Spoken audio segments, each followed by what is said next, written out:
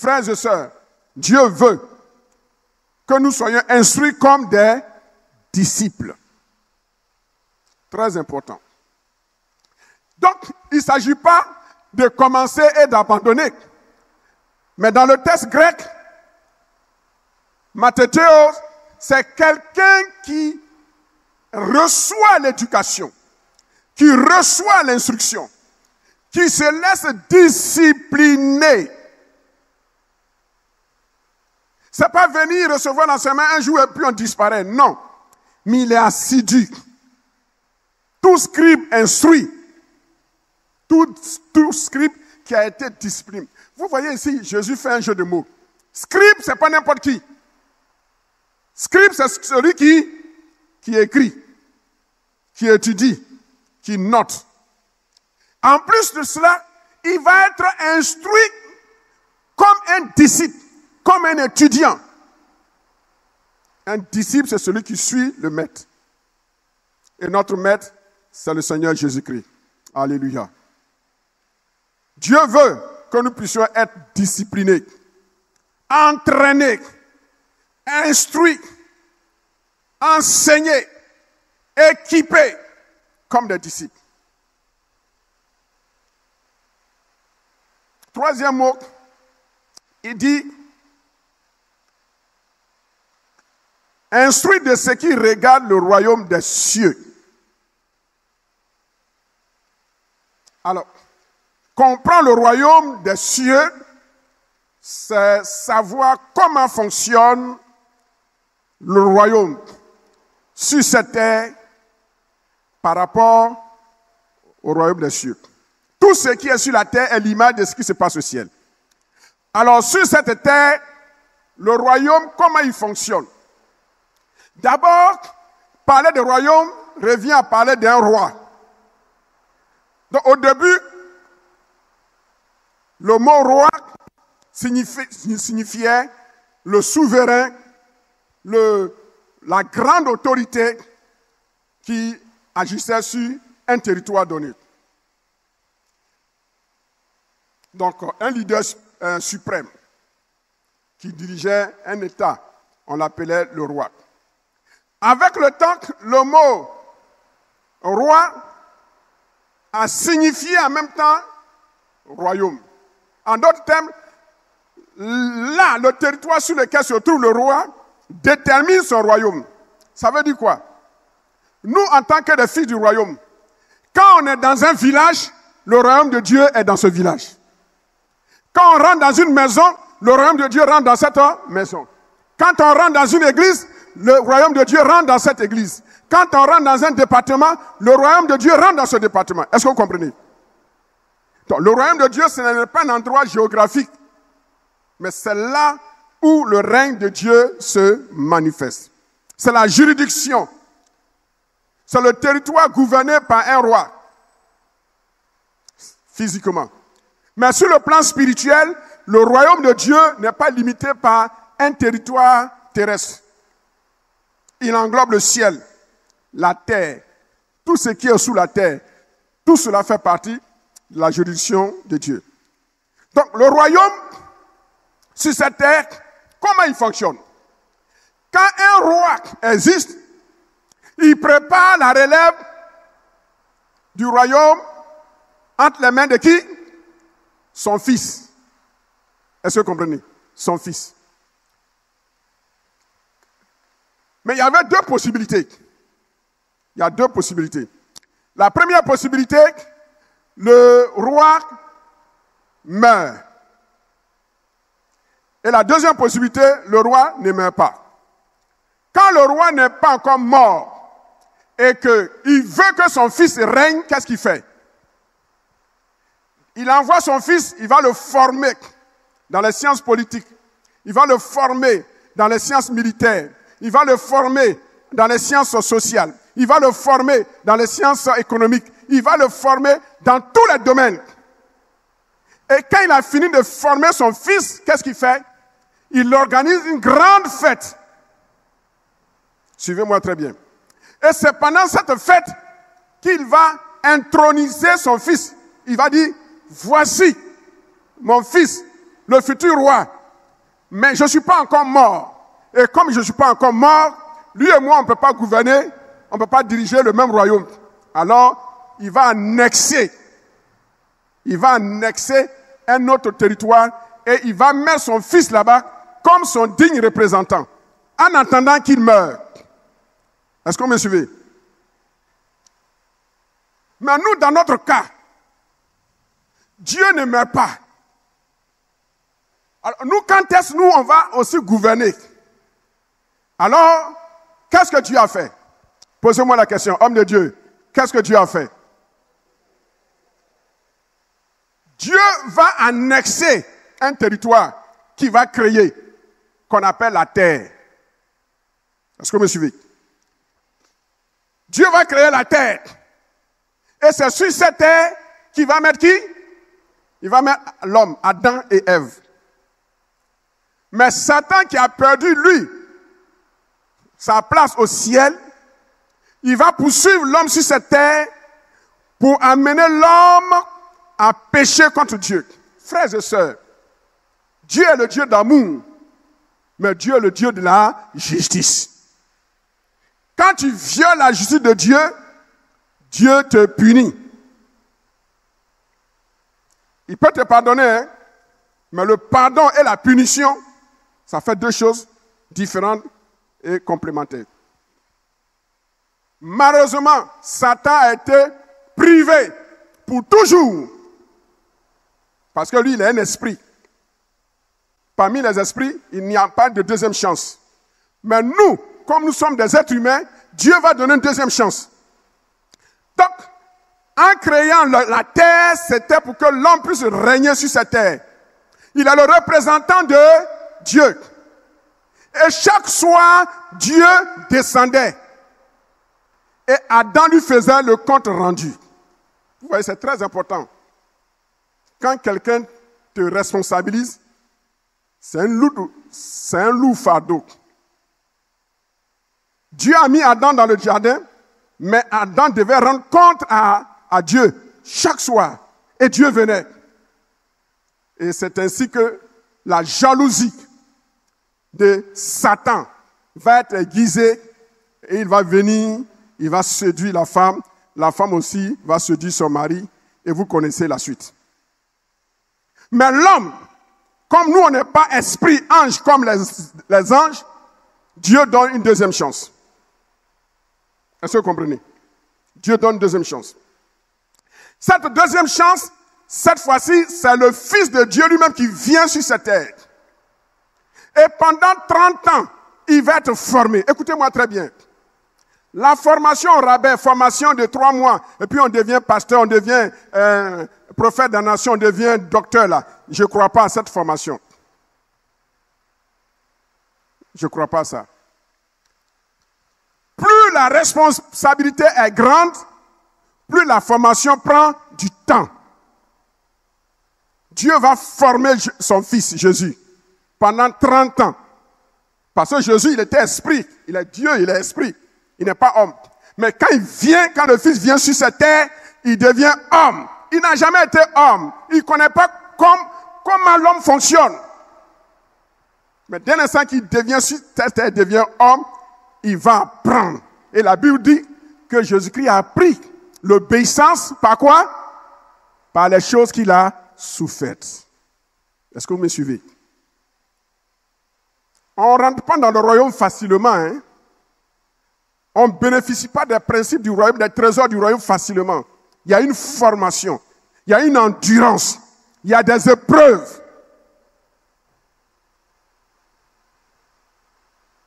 Alors Jésus va venir, il va former. Jésus va être formé. Il a formé Jésus-Christ dans la loi.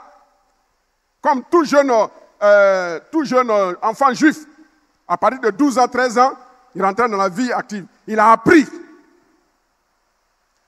Il a appris la souffrance. Il a appris les humiliations. Il a appris la chaleur du soleil. Il a appris aussi quand il pleut. Comment il faut marcher sous la pluie pour aller au rendez-vous de ses parents. Jésus a tout appris. Et quand sa formation est terminée, comme les rois de la terre, Dieu va organiser une cérémonie. Et c'est cette cérémonie-là qu'on voit dans Matthieu. Vous comprenez? Matthieu chapitre 3, Matthieu chapitre 4. Et après son baptême, la Bible dit qu'une voix se fait entendre du ciel. Il dit, celui-ci est mon fils bien-aimé, en qui j'ai mis quoi? Toute mon affection. On voit ça dans Matthieu 13, verset 17. Dans Marc 1, verset 11. Dans Luc 3, 22. Mais Dieu n'a pas dit écoutez-le. Pourquoi? Il a dit celui-ci est mon fils bien-aimé en qui j'ai mis quoi? Toute mon affection. Il y a un temps où Dieu met son affection en nous. Il y a un temps où Dieu nous montre qu'il nous aime. Mais pendant ce temps-là, où il nous montre qu'il nous aime, les gens ne nous écoutent pas. Mais nous, à peine on commence, on veut que les gens nous écoutent. Il a fallu attendre plus de 2 ans. Dans Matthieu chapitre 17, verset 5. Cette fois-ci, ce n'est pas en public, mais en privé. Pierre, Jacques et Jean. La deuxième fois, la voix se fait entendre. Celui-ci est mon fils bien-aimé, en qui j'ai mis toute mon affection. Et c'est cette fois-ci qu'il va dire, écoutez-le.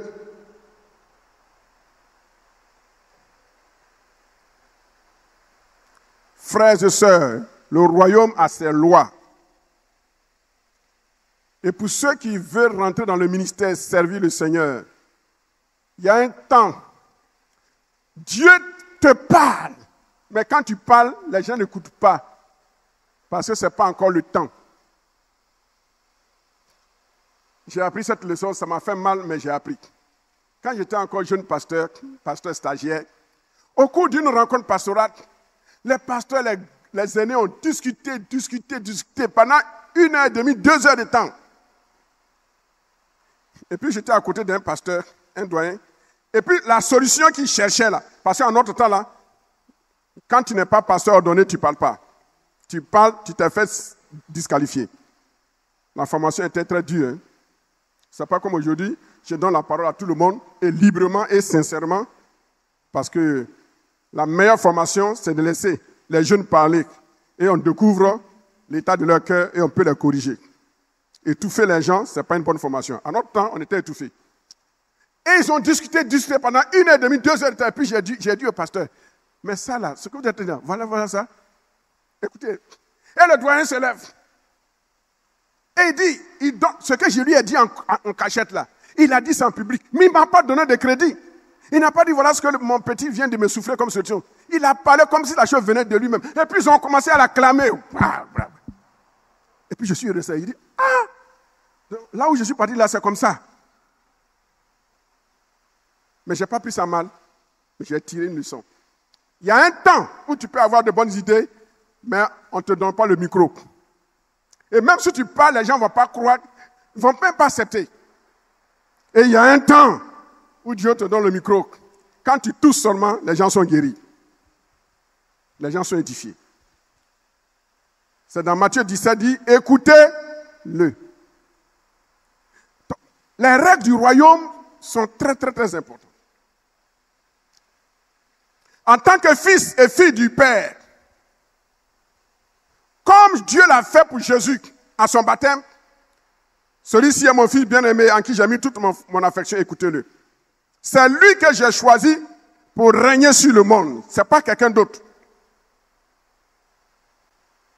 Donc c'est cette réalité spirituelle qui est vécue au ciel que les gens vivent sur cette terre, mais sans le savoir. Sans le savoir. La Bible dit que les choses terrestres sont l'image des choses spirituelles. Donc, c'est pourquoi sur cette terre, les rois préparent la relève de leurs enfants pour qu'un jour, ils soient sur le trône. Ça n'a rien à voir avec la démocratie. Hein. Paul dit dans Romains chapitre 14, verset 17, Car le royaume de Dieu ne consiste pas en manger et en boire, mais la justice, la paix, la joie par le Saint-Esprit. Dans l'église de Rome, il y avait plusieurs chrétiens. Il y avait des chrétiens d'origine juive, des chrétiens d'origine païenne, romaine, grecque, etc. Et il y avait des débats. Il y en a qui ne mangent pas la viande. D'autres, ils mangent la viande. Et ceux qui ne mangent pas la viande étaient des végétariens. Et ceux qui n'étaient pas végétariens, eux, mangeaient la viande. Et ceux qui mangeaient la viande, il y a des viandes que certains mangeaient, que d'autres ne mangeaient pas. Donc, ça a commencé à créer un conflit au sein de l'Église. Et le Saint-Esprit dit à Paul, il faut écrire. Et l'apôtre Paul écrit. Il dit, vous voulez avoir le royaume, vous voulez vivre les réalités du royaume, vous voulez être enlevé, mais sachez que le royaume de Dieu ne consiste pas en manger et en boire. Et moi, je vais ajouter, le royaume de Dieu ne consiste pas en richesse matérielle, en habits, en ceci. Tu peux avoir de beaux habits, tu peux avoir une belle maison, tu peux avoir une belle voiture. Mais si tu ne connais pas Jésus-Christ, le royaume de Dieu n'est pas pour toi. Alors voyons rapidement ce que le royaume de Dieu n'est pas. Il dit, le royaume de Dieu n'est pas l'aisance matérielle par le manger. Il y a des gens qui mangent 4 repas par jour. Il y en a qui mangent un seul. Mais celui qui mange 4 repas par jour, s'il ne connaît pas Jésus, et s'il n'a pas la révélation des lois du royaume, sa richesse est vaine. Toi qui manges un seul repas, avec la paix dans le cœur, Dieu te connaît et toi tu seras sauvé. Le royaume de Dieu, ce n'est pas l'aisance matérielle du bois.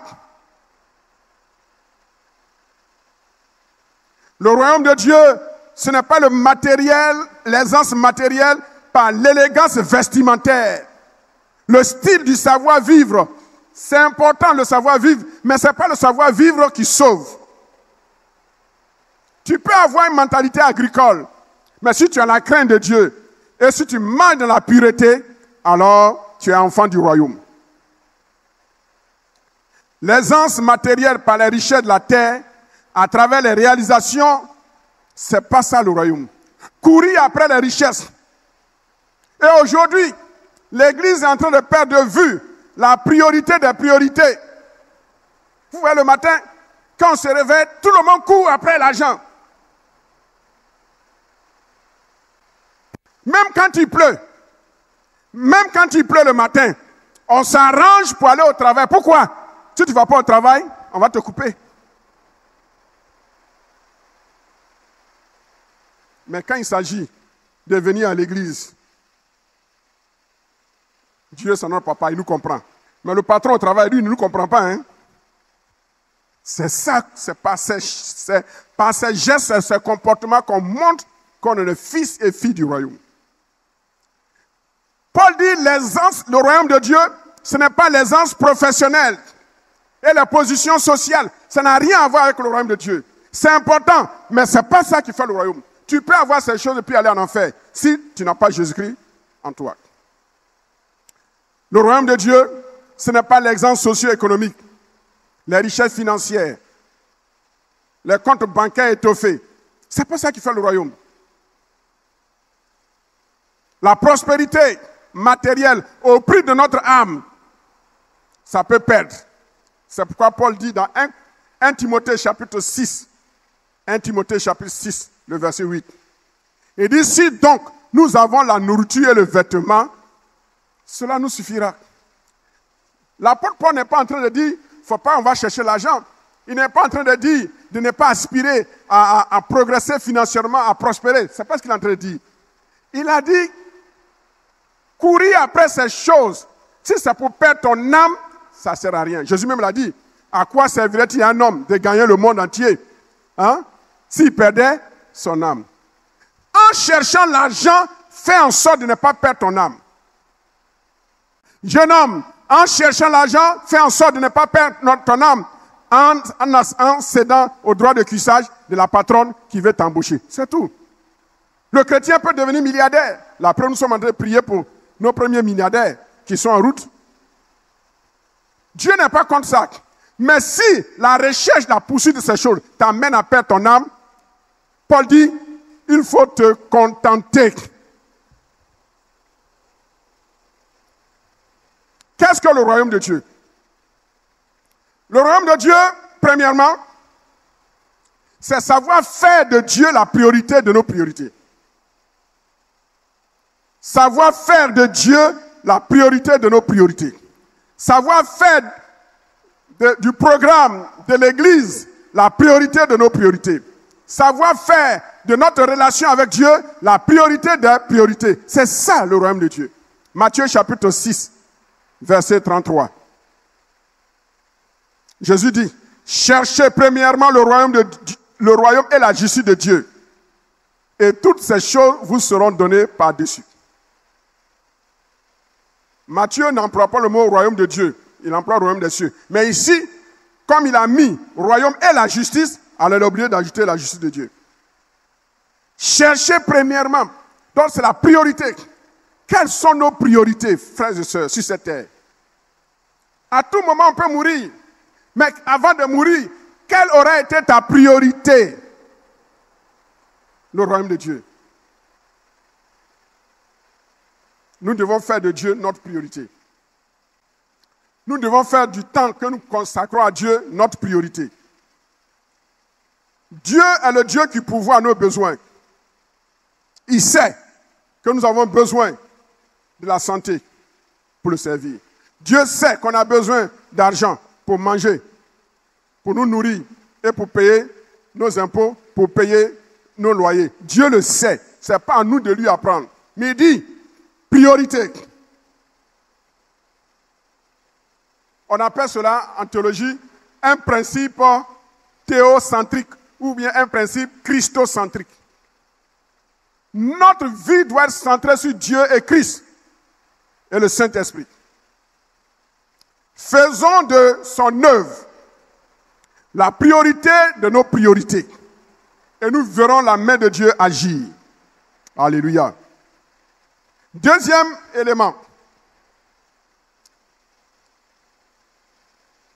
Le royaume de Dieu, c'est connaître notre identité et notre place dans ce royaume. Première loi, c'est quoi? Faire de Dieu la priorité de nos priorités. Deuxièmement, dans Colossiens chapitre 1, le verset 13, Paul dit, il nous a délivrés du pouvoir des ténèbres et nous a transportés dans le royaume de son Fils bien-aimé. C'est un passé composé. Il nous a délivrés.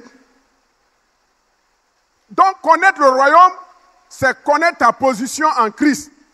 Que tu as été délivré. Ton esprit a été délivré du pouvoir des ténèbres. Mais vous allez me poser la question, mais pourquoi il y a le combat spirituel? Pourquoi il y a le fondement ancien? Ça, c'est un autre enseignement. Il ne faut pas mélanger. Ici, Paul nous dit, connaître le royaume de Dieu, c'est connaître qui nous sommes en Christ par rapport à ce royaume. Il nous a délivrés. Il a payé le prix. Une bonne fois pour toutes. Il ne va pas encore venir payer le prix une deuxième fois. Voilà ce que ça veut dire. Il nous a transportés. On est sur cette terre, mais en réalité, spirituellement, on est au ciel. Mais on a plus conscience de notre réalité terrestre que de notre réalité spirituelle. Et le but de cet enseignement, c'est de nous ouvrir les yeux pour savoir que tu n'es pas celui que tu crois être. Tu es plus que cela. Dis à ton voisin. Dis voisin, tu n'es pas ce que tu es. Tu n'es pas ce que tu penses être. Tu es plus que ce que tu es. Il nous a délivrés. Il nous a transportés dans le royaume de son Fils bien-aimé. Il ne nous a pas transportés dans n'importe quel royaume. Mais pourquoi nous vivons comme des gens qui ne sont pas des résidents du royaume? Pourquoi? C'est ça la problématique. L'Ivoirien dirait, question. Dieu a déjà fait pour lui. Il y a des combats que nous menons que nous ne devions pas mener. Il y a des combats que nous menons que nous ne devions pas mener. Dimanche, j'ai vu une sœur. J'ai dit, tu fais quoi? Elle dit, elle va au groupe de délivrance. J'ai dit, tu es possédé? Elle dit, non. Il y a blocage dans sa vie. J'ai dit, à cause de blocage, tu viens de la délivrance. Délivrance, c'est ceux qui sont possédés. Je lui ai dit, tu n'as pas écouté le message, l'introduction? Elle dit, non, elle n'est pas de l'église d'ici. Elle vient d'ailleurs. Et je lui ai dit, comme tu es venu avant, mais c'est la dernière fois. Mais sache que la nouvelle chose du royaume, là, Dieu a prévu pour toi, c'est pour toi. Tu es enfant de Dieu. Tu n'as pas besoin de faire j'ai l'honneur pour aller dans la présence de ton papa. Tu rentres dans son bureau à tout moment comme tu veux. Tu dis, Père, voilà ce que tu m'as prévu là. Ça fait 2 mois, 3 mois. L'argent là ne vient pas. Appelle l'argent parce que non, ça va venir. Elle a commencé à rire. Je vois une autre triste. Je dis, mais tu es malade? Non. Mais il y a quoi? Tu n'as pas joué. Je dis, j'ai un fardeau. Alors je la prends. En tant que père, je la tapote. Et je dis, oui, quelqu'un pour. Et puis, parle-moi. Et mets sur moi. Je dis, mais c'est à quoi de ça tu fais comme ça? Mais tu as la solution. Tu ne sais pas que tu as la solution. Tu n'as pas besoin d'aller à la délivrance là-bas. Les gens de groupe de délivrance, vous aussi, faites au moins la part des choses. Ce n'est pas n'importe qui doit aller au groupe de délivrance. Les gens ne sont pas possédés. Vous leur faites croire qu'ils sont possédés. Et maintenant, ça va ouvrir la porte aux démons. Dites-leur. Dites-leur que leur position en Christ les a délivrés de certaines choses. Et en le confessant, la foi va leur permettre de réaliser et d'expérimenter la victoire que Jésus-Christ a remportée. On va à la délivrance quand il y a un démon dans notre chair, dans notre âme qui nous perturbe, qui nous fait tomber dans le péché. Une fois, on est conscient, on se relève, on retombe. Quand c'est comme ça, il y a un démon quelque part. Alors, on chasse ce démon. On n'a pas besoin d'aller à la délivrance pour ce que Jésus-Christ a déjà accompli pour nous. Est-ce que vous me comprenez? Il ne faut pas ignorer qui tu es. Le diable et sa belle-mère sont des menteurs. Ils te font croire que tu as besoin de délivrance. Ils te font croire que tu dois jeûner 4 jours, 20 jours, 21 jours avant d'avoir la victoire. Non. Pour certaines maladies, pour certaines possessions, Jésus a dit, cet esprit de démon ne sort que par le jeûne, la prière.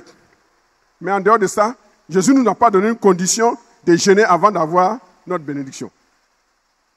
Il faut connaître qui tu es. Tu es assis dans le royaume. Dis à ton voisin, voilà, je suis assis dans le royaume. À partir de ce soir, je prends conscience que je suis assis dans le royaume. Dis, je n'ai plus besoin d'intermédiaire. Et puis il y a des gens qui se font, ils ont la malice ou bien ils sont fiers d'être des intermédiaires entre eux et puis entre eux, le peuple et puis Dieu. Non, même nous les pasteurs, nous sommes là pour équiper, mais nous ne sommes pas intermédiaires. Non, je refuse cela. Nous sommes là pour enseigner, pour équiper, pour encourager. Pour certains cas, oui, il faut un pasteur pour prier ou un responsable pour prier. Mais en dehors de ça, tu n'as pas besoin d'intermédiaire pour aller rencontrer le roi. C'est ton Père. On se rencontre au ciel dans sa présence. Est-ce que tu sais qui tu es? Transporté. Dis avec moi, transporté. Dans le royaume de son Fils bien-aimé. Bien-aimé, ça a déjà été fait.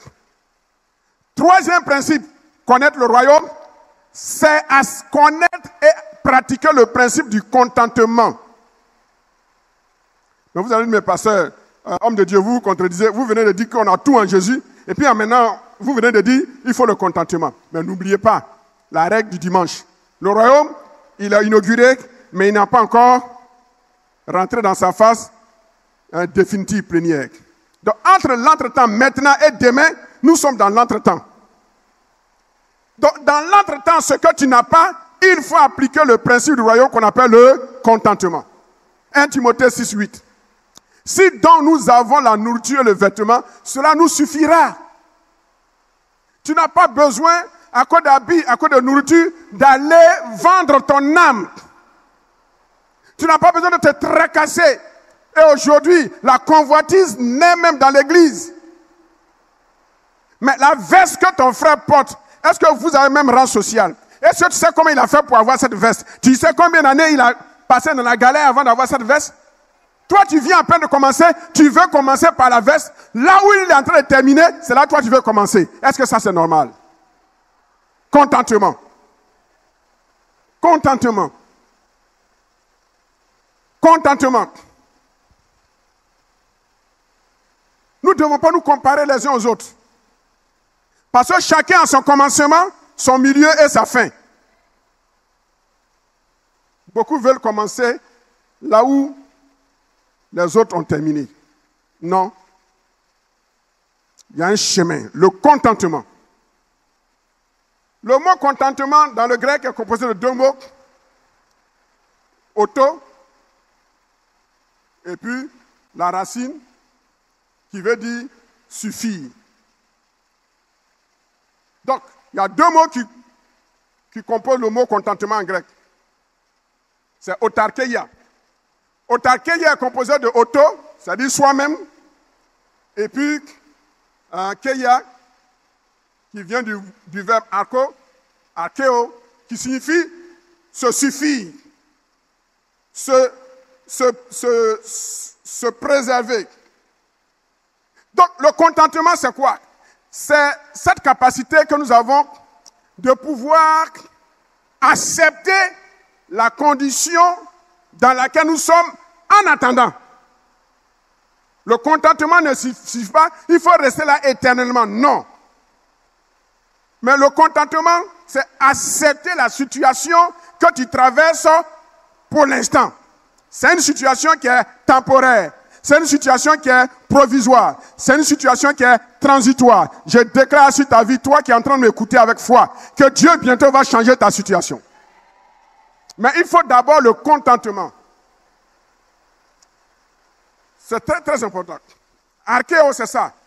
Mais ce verbe grec archéo a influencé la langue latine. Et ça a donné un autre mot en latin, arca. Arca qui signifie boîte. Donc la boîte, c'est quoi?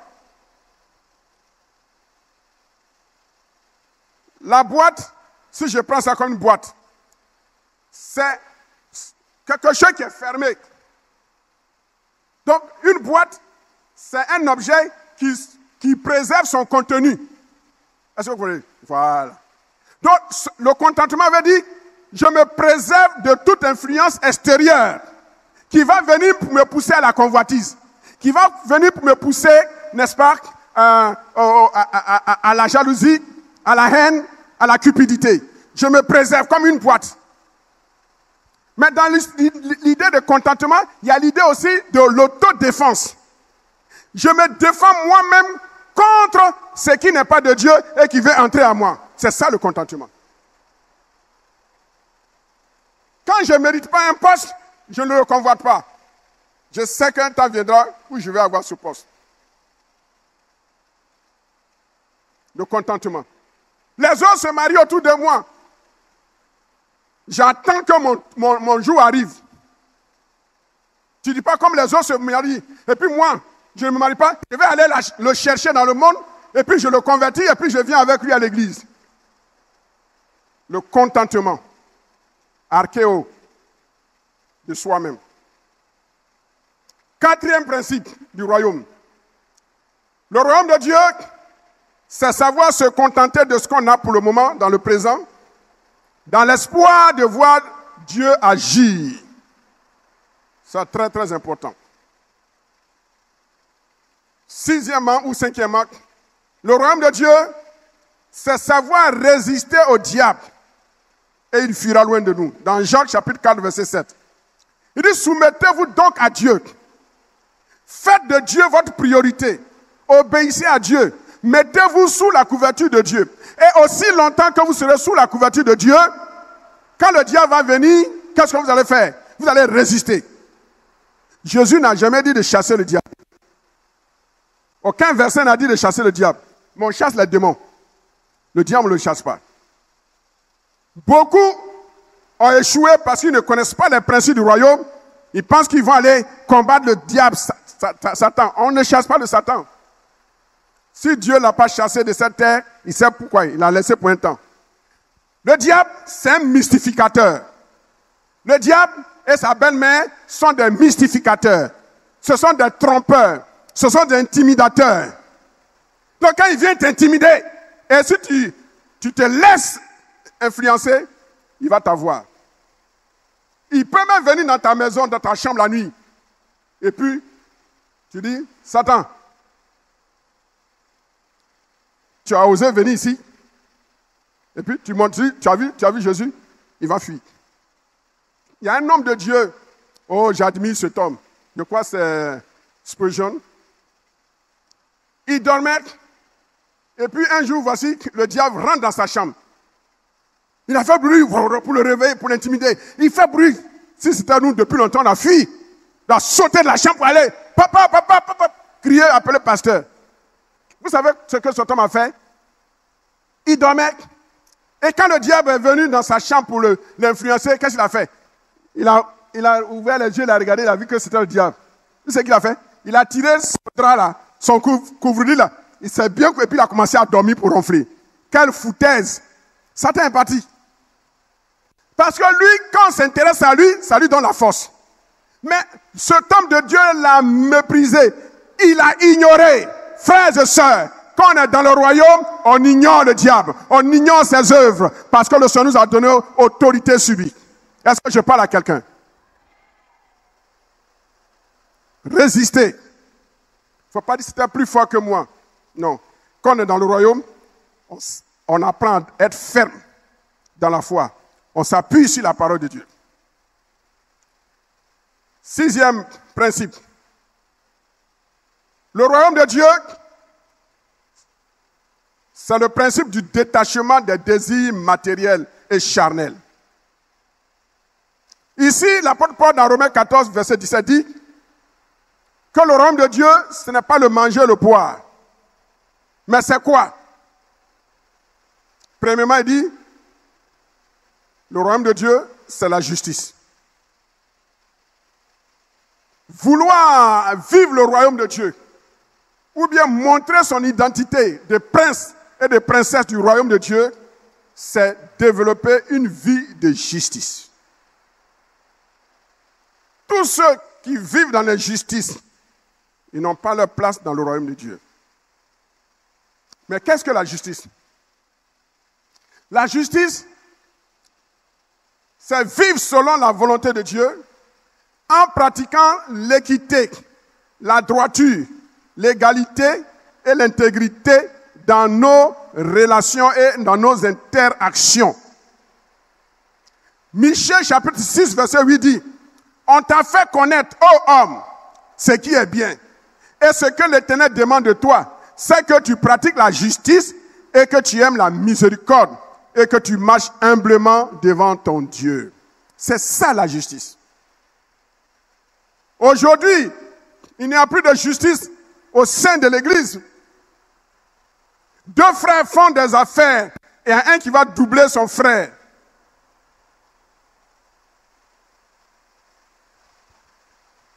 Mais je mets en garde les frères, y compris même les responsables, qui ont une mauvaise vie,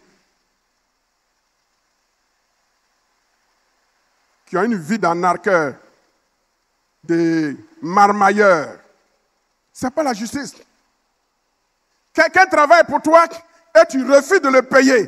Et tu dis que tu es chrétien, mais tu n'es pas chrétien. Dis, homme de Dieu, pousse. Je n'entends pas, hein. Je peux pousser.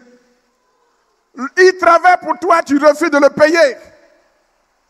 La sœur travaille pour toi, pour la payer, tu vas trouver des poids sur les œufs pour ne pas payer son argent, tu coupes en deux. Ça, ce n'est pas une vie de justice. Tu dois à un frère, tu dois à une sœur, tu ne peux pas payer la sœur et tu fais palabre avec elle, avec lui. Tu croyant qu'en faisant palabre, elle va te dire, je laisse pour moi Dieu. Il ne faut pas laisser pour toi Dieu, hein. Il faut laisser ça à la justice de Dieu. La justice de Dieu, c'est que tu payes mon argent. Dis frère, on a pris la Sainte-Seine ensemble, hein, mais aie mon argent. Aie mon argent. Donne mon argent. la justice de Dieu. L'équité. Si on dit de partager ensemble, c'est l'égalité. L'équité, c'est chacun selon ce dont il a besoin. C'est ça l'équité.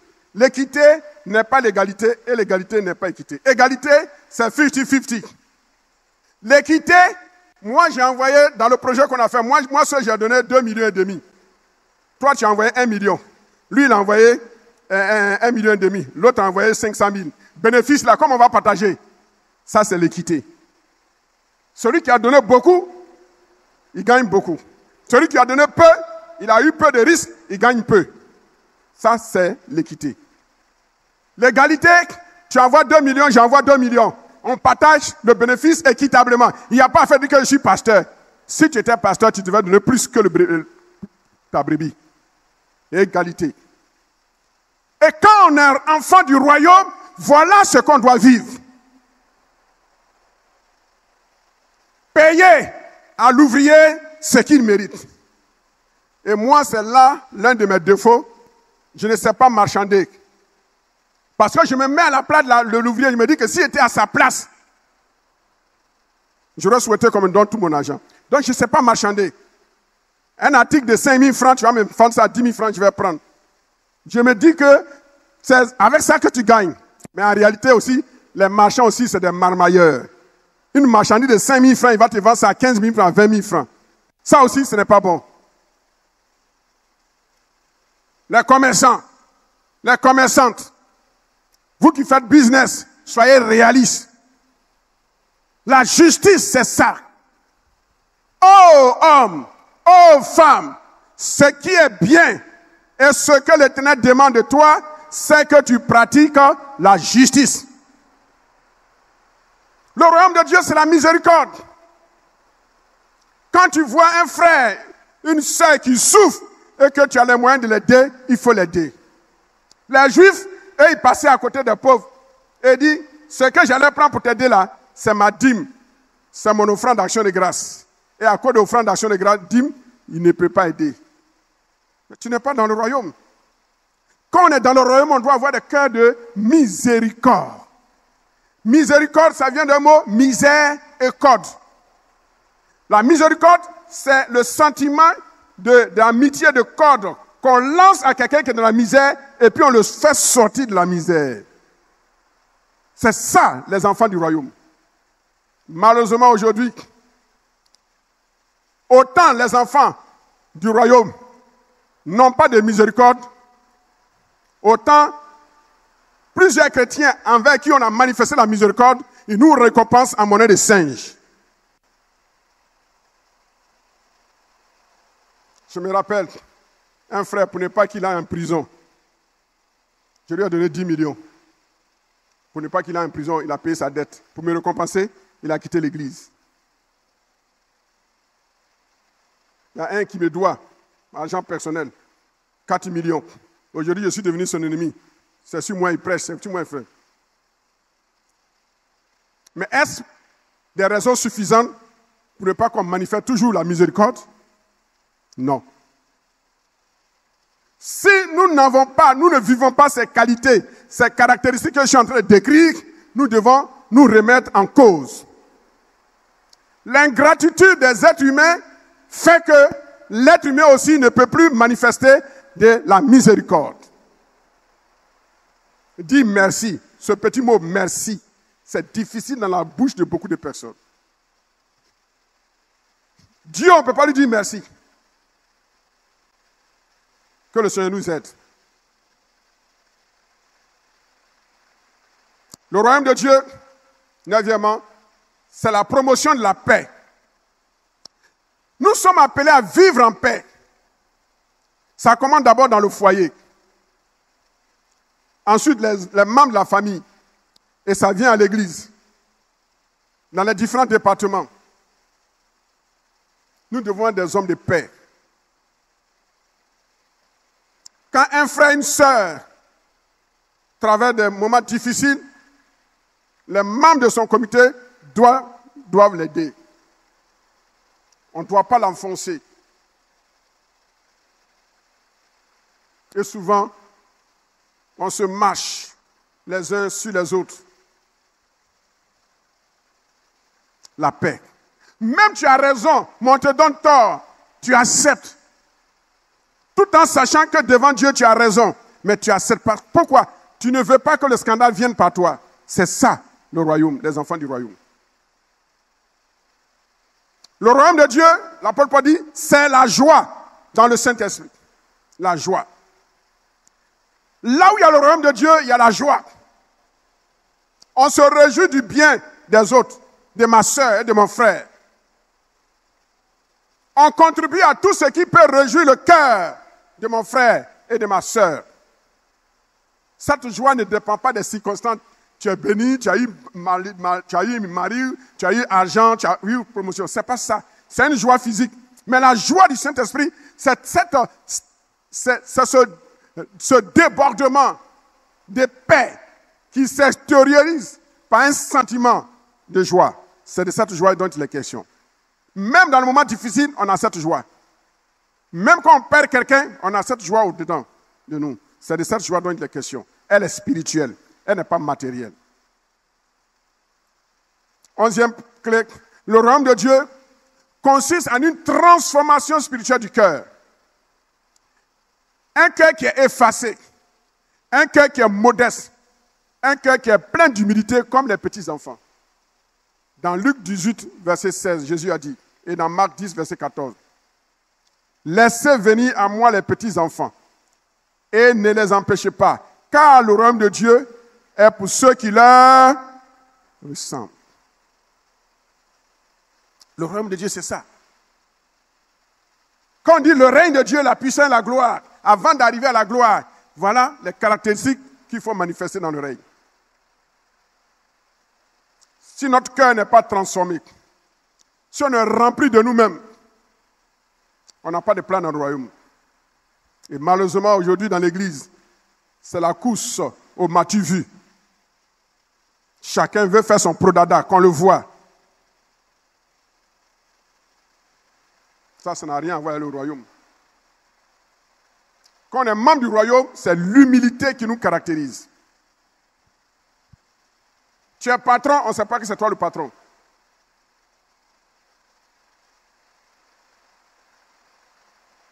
Tu n'as pas besoin de dire qui tu es.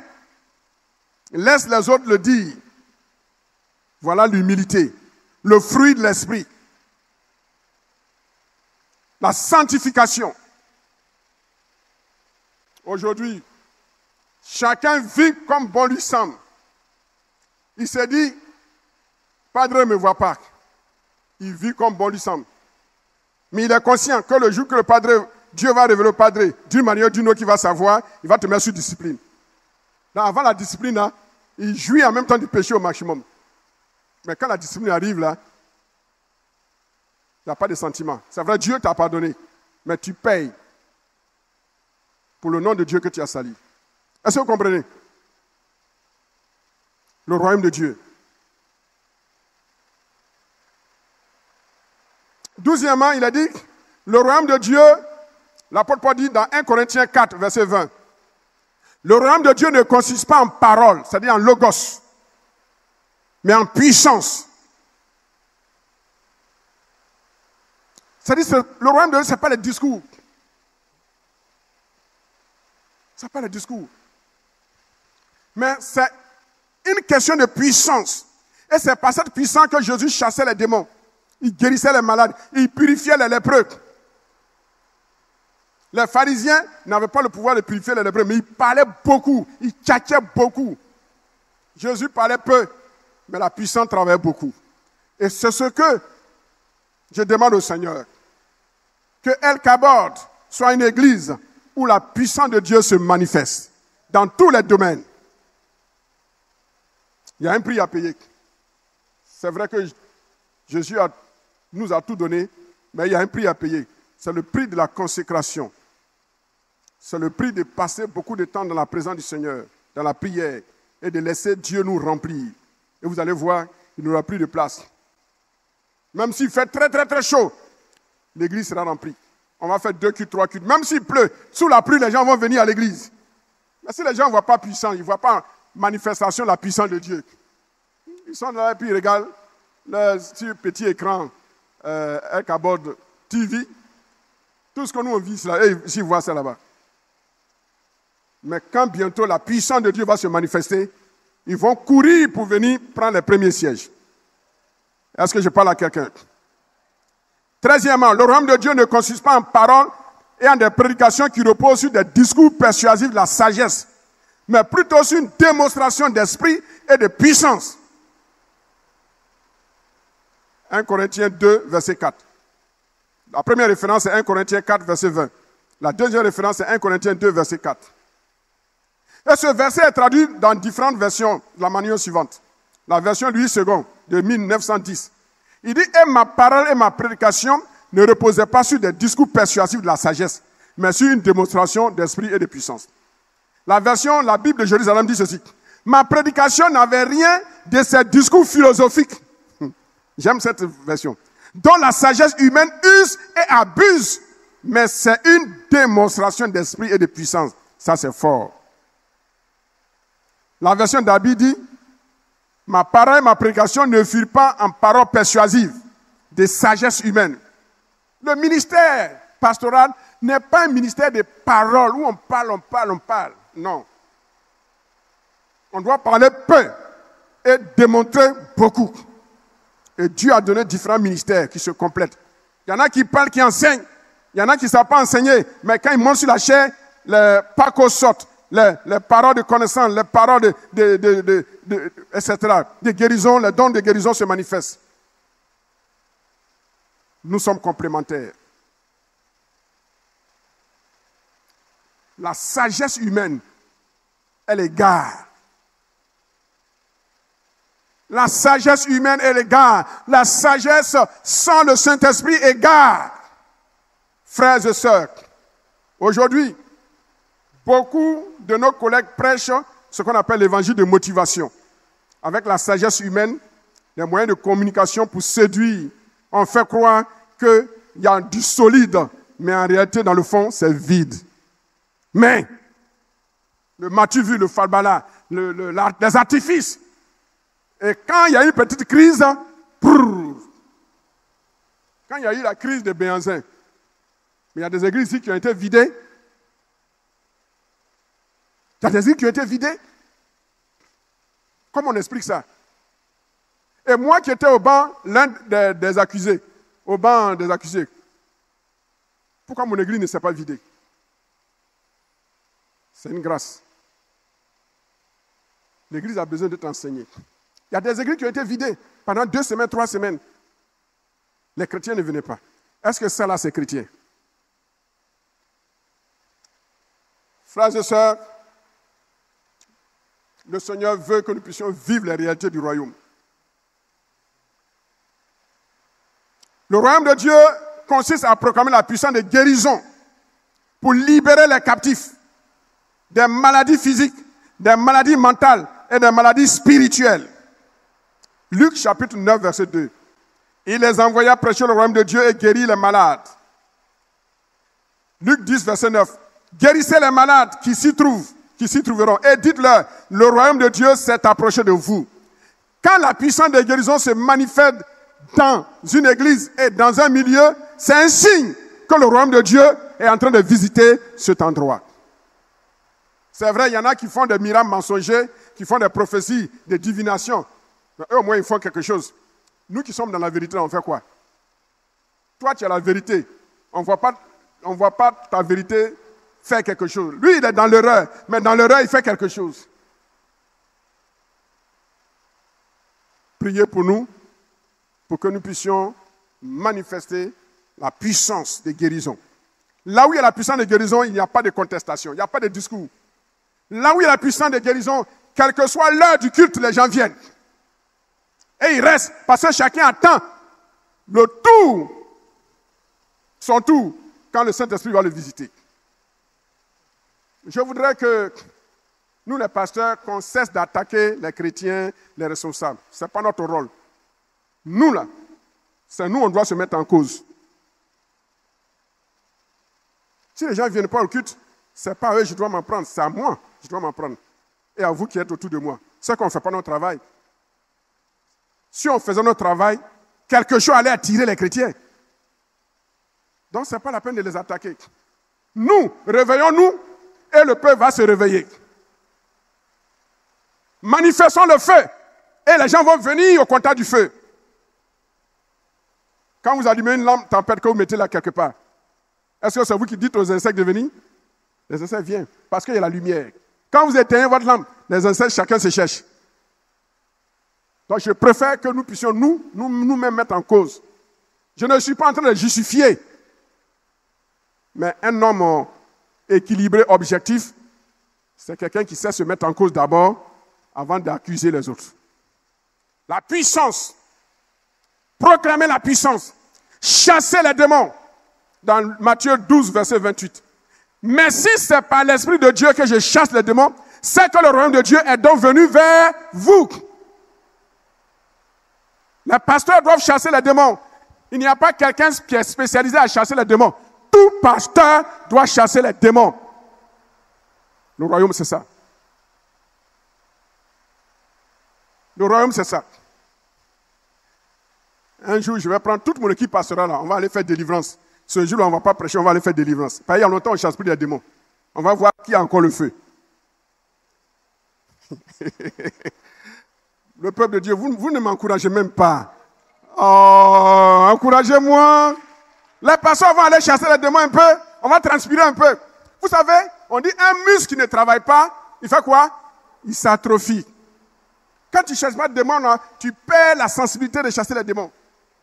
Quand tu ne prophétises pas, tu perds la sensibilité de la prophétie. Quand tu ne prêches pas, tu perds la sensibilité de la prédication. C'est pour cela qu'il faut un exercice. Alléluia. Alléluia. Tu as reçu le pouvoir de chasser les démons. Parce que tu es dans le royaume. Tu es un fils du royaume. Le royaume de Dieu consiste également à proclamer la puissance de guérison des cœurs brisés. Il y a des gens qui viennent à l'église avec un cœur brisé, désabusés dans le monde. Quand ils viennent à l'église encore, ils ne trouvent pas l'amour. Le royaume de Dieu, c'est de restaurer les cœurs brisés. Et quand vous voyez un garçon qui pleure, c'est que quelque part, son cœur a été brisé. Quand vous voyez une femme qui pleure, comme si elle avait perdu quelqu'un, c'est un cœur brisé. Il y a des gens dans l'église, vous voyez, ils ne parlent pas. Ce n'est pas parce qu'ils ne veulent pas parler, mais ils ont peur qu'on les blesse encore. Le royaume de Dieu, il vient pour libérer. Sois libéré, sois guéri. Toi dont le cœur souffre, toi dont le cœur est brisé, reçois la guérison, reçois la restauration au nom de Jésus-Christ. La puissance de la parole te touche là où tu es et elle te guérit. Le royaume de Dieu est venu parmi vous. Le royaume de Dieu, ce n'est pas des discours. Dans le psaume 147, verset 3, il guérit ceux qui ont le cœur brisé et il pense leurs blessures. Dieu veut penser la blessure des uns et des autres. Vous qui me suivez. Quand on entre dans le royaume pour bénéficier de la guérison du royaume, il faut être sincère. Il ne faut pas mentir. Il ne faut pas chercher à te justifier. Ce que Dieu attend de nous, c'est une repentance sincère. Et non une repentance avec haine, avec justification. On ne m'aime pas. Si on ne t'aime pas, qui va t'aimer? Dieu veut guérir le cœur brisé, mais il veut une repentance sincère. Tu as péché contre ton mari, demande pardon à ton mari. Tu as péché contre ta femme, demande pardon à ta femme. Tu as péché contre l'église, demande pardon à l'église. Tu as péché contre un groupe, demande pardon au groupe. Tu as péché contre un comité, demande pardon au comité. Tu as péché contre un conseil, demande pardon au conseil. C'est là que la guérison vient. On ne reste pas dans son coin pour dire, on ne m'aime pas, on m'a rejeté. Tu as fait quoi et puis on t'a rejeté? Royaume, il guérit le cœur. Ésaïe 61, verset 1. L'Esprit du Seigneur, l'Éternel est sur moi, car l'Éternel m'a oint pour porter de bonnes nouvelles aux malheureux. Reçois cette bonne nouvelle cette semaine. Maintenant où je parle, reçois cette bonne nouvelle au nom de Jésus. Il m'a envoyé pour guérir ceux qui ont le cœur brisé. Dieu guérit il guérit ton cœur brisé. Pour proclamer aux captifs la liberté et aux prisonniers la délivrance. 17 critères. Le royaume de Dieu consiste à mener une vie sans être redevable à qui que ce soit. Romains chapitre 13, verset 8. Ne devez rien à personne, si ce n'est de vous aimer les uns les autres. Car celui qui aime a accompli la loi. Vivre dans le royaume de Dieu, vivre les réalités du royaume, c'est d'éviter les dettes. Je fais une différence entre crédit et dette. Plusieurs ont des crédits. Le crédit, c'est quoi? C'est un prêt que tu contractes et tu as un délai pour rembourser. Quand ce délai passe, le crédit devient maintenant une dette sous forme de péché. Est-ce que vous me suivez?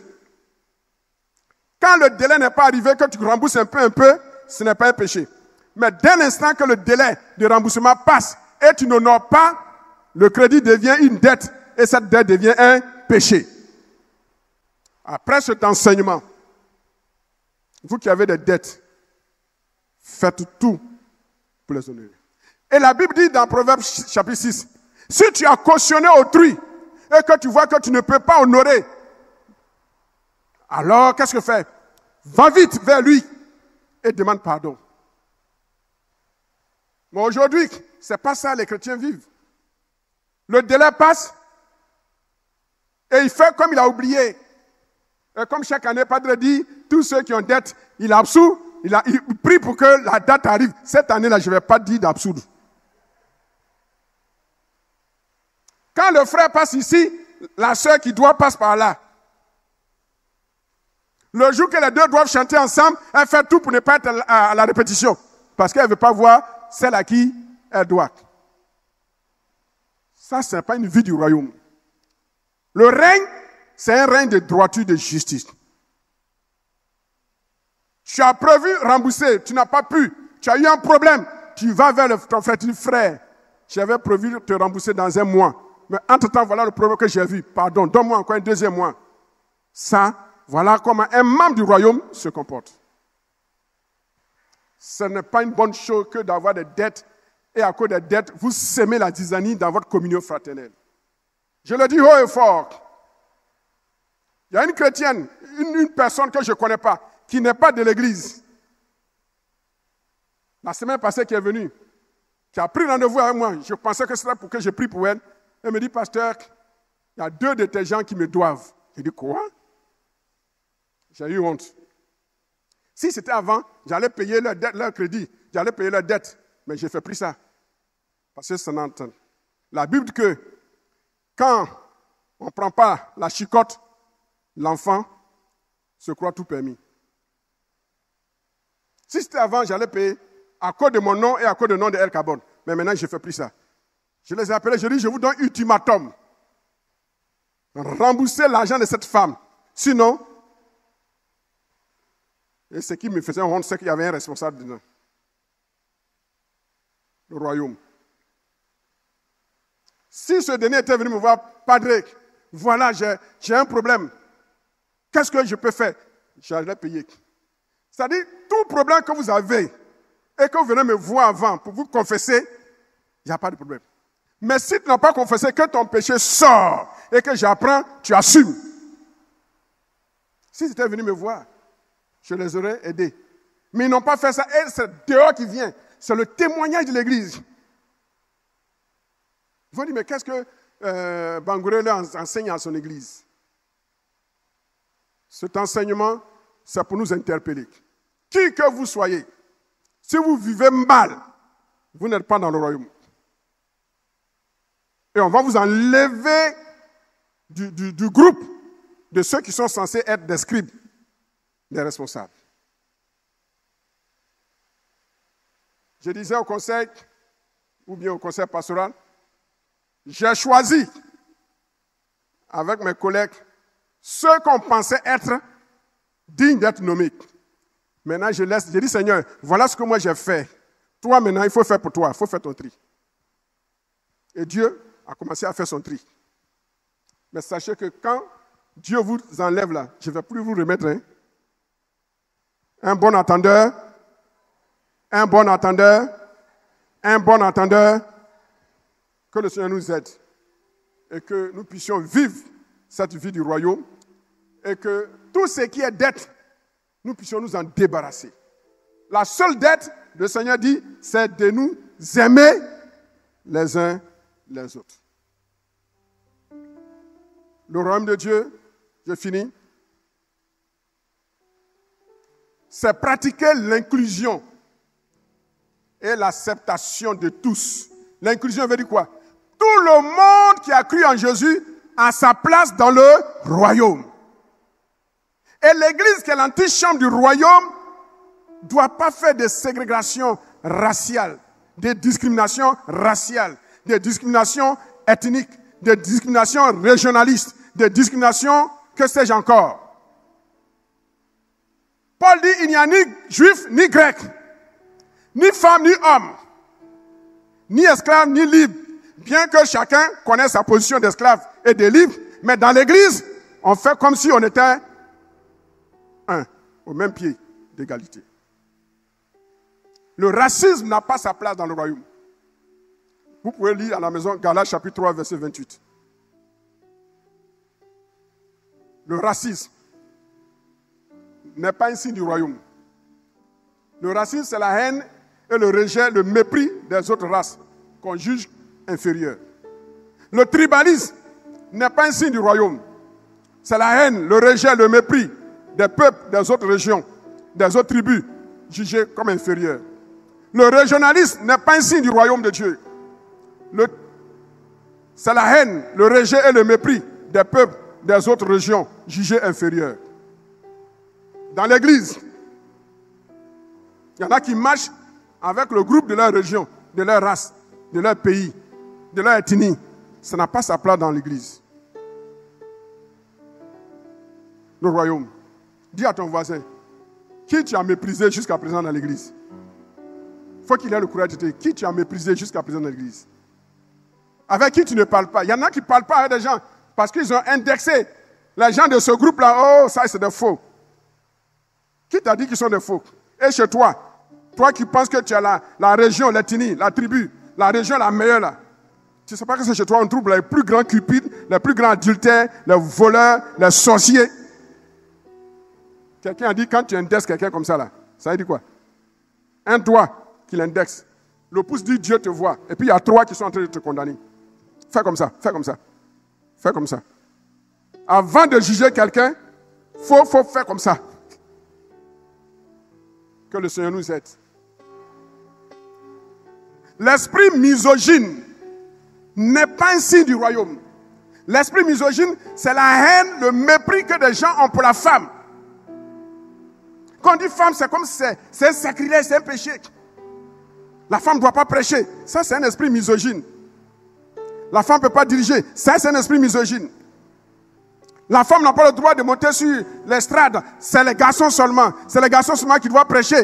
C'est les garçons seulement qui doivent exercer le ministère. Ça, c'est un esprit misogyne.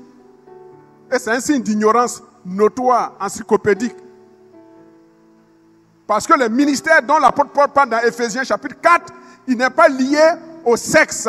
L'apôtre Paul ne dit pas les ministères sont donnés aux hommes garçons. Il y a un mot en grec pour garçon, c'est andras. Il y a un mot en grec pour femme, c'est gouné. Et il y a un mot en grec homme, comme homme avec grand H, être humain. C'est ce mot-là que l'apôtre Paul a employé dans Éphésiens 4 quand il parle des ministères.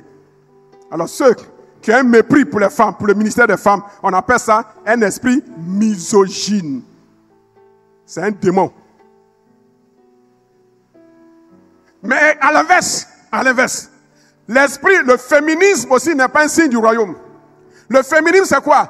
C'est tout esprit qui réclame les droits égaux des femmes aux hommes dans tous les domaines, sans exception, sans subordination. La femme ne doit pas se soumettre à l'homme parce qu'elle est égale à l'homme. Ça, c'est un esprit aussi qui est le contraire des misogynes. Ça aussi, c'est un démon. Dans le royaume, chaque chose doit être à sa place. Est-ce que vous me comprenez? Il n'y a ni grec, ni juif, ni grec, ni esclave, ni libre, ni femme, ni homme, ni femme. Vous êtes tous un en Jésus. Le royaume, voilà ses réalités.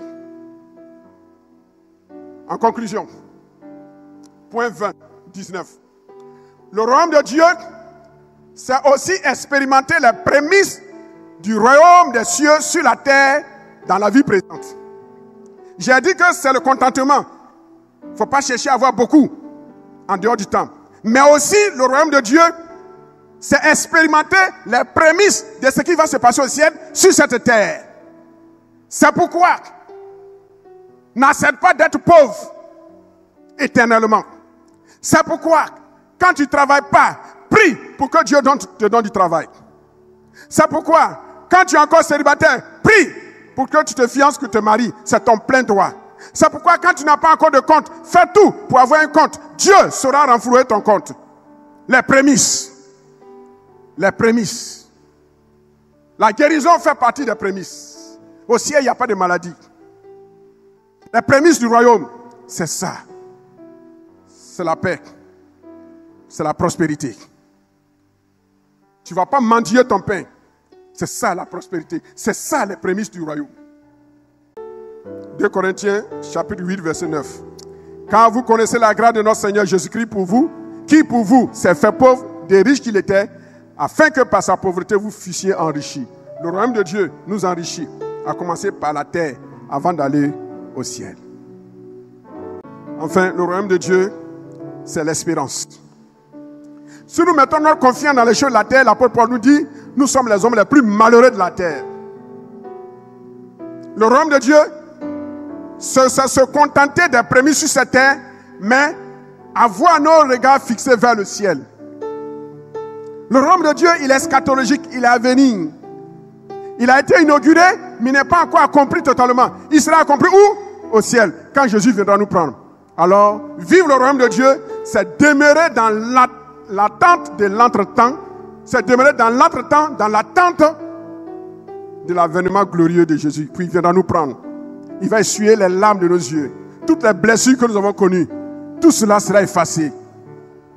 On sera dans la joie. On va voir Jésus tel qu'il est. Il a dit dans 1 Jean 4, tel il est, tel nous sommes. Tel il est, tel nous serons. On est déjà ce qu'il est, mais on n'est pas encore totalement. On le sera quand il va venir. Frères et sœurs, voici l'espérance de l'Église.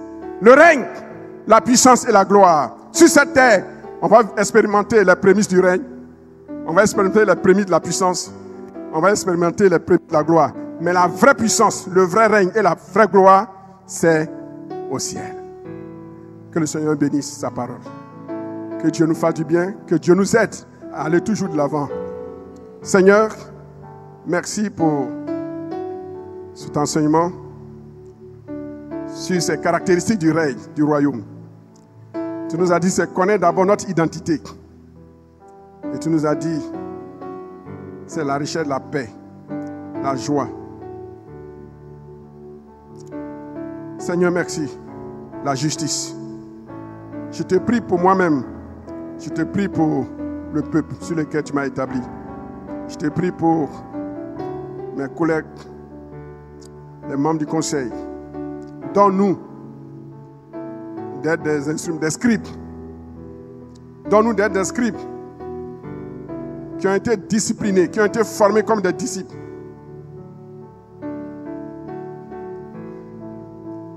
Utilise-nous, Seigneur, afin que ta puissance, notre prédication ne soit pas des prédications de discours creux, un verbiage creux, mais plutôt une démonstration de la puissance et de la sagesse de Dieu. Qu'en nos cultes, Seigneur, les malades soient guéris en direct. Yes. Que les boiteux marchent. Que les cœurs brisés soient restaurés, guéris. Seigneur, donne-nous de connaître qui nous sommes. Le diable nous a fait croire le contraire. Mais ce soir, tu nous ouvres les yeux. Tu as dit, voici, je vous ai donné le pouvoir. Tout pouvoir sur les scorpions, sur les démons et les scorpions et les serpents. Et rien ne pourra vous nuire. Marchez sur les œuvres des ténèbres. Seigneur, donne-nous de marcher sur ces œuvres, les œuvres de la chair, en brisant, en tuant l'orgueil en nous, en tuant tout ce qui est haine, en tuant tout ce qui est absent d'amour, en tuant tout ce qui est injustice, en tuant tout ce qui est convoitise, en tuant tout ce qui n'est pas ta gloire. Seigneur, fais-nous du bien. Merci. Parce que nous avons pris note, comme des scribes, nous avons noté ces principes et nous allons les expérimenter par ta grâce. À toi la gloire, dans le beau et précieux nom de Jésus, notre Seigneur et notre Sauveur. Et tout le monde dit Amen, Amen.